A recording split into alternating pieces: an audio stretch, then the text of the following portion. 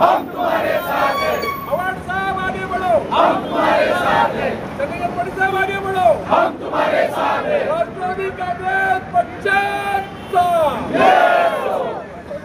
आज आमचे अध्यक्ष जयंतराव पाटील साहेब यांच्या विनंतीला किंवा आदेशाला आम्ही आज जे काल केंद्र सरकारने बजेट डिक्लेअर केला आणि त्या बजेटमध्ये महाराष्ट्र सरकारला काही कुठल्या प्रकारचा निधी न देता या महाराष्ट्रामधून टॅक्स रूपाने अनेक करोडो रुपये हे भारत सरकारच्या तिजोरीत जात असताना सुद्धा आज महाराष्ट्र सरकारमध्ये जे प्रोजेक्ट चाललेले आहेत, महाराष्ट्रामध्ये जे प्रोजेक्ट चाललेले आहेत त्यांना कुठेतरी निधी कमी पडेल आणि सर्व जे प्रोजेक्ट आहेत ते ठप्प होतील।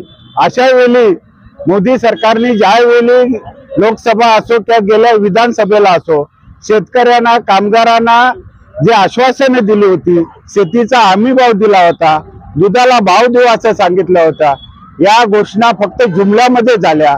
कारण 15 लाख काय अद्यापर्यंत आले नाही। म्हणजे असे बोलतात का आमचे 15 लाख मोदी साहेबांकडे उधार आहेत ते अद्यापर्यंत त्यांनी दिलेले नाही।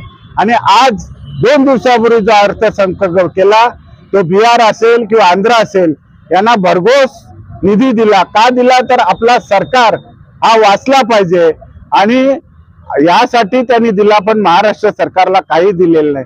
आम्ही बिहारला किंवा आंध्राला निधी दिला म्हणून नाराज नाही, त्यांना निधी द्यायला पाहिजे, हरकत नाही, पण ज्या प्रकारे महाराष्ट्रामध्ये टॅक्स रूपाने जे पैसे जातात त्या पैशाच्या हिशोबाने आम्हाला कुठल्याही प्रकारचा निधी दिलेला नाही।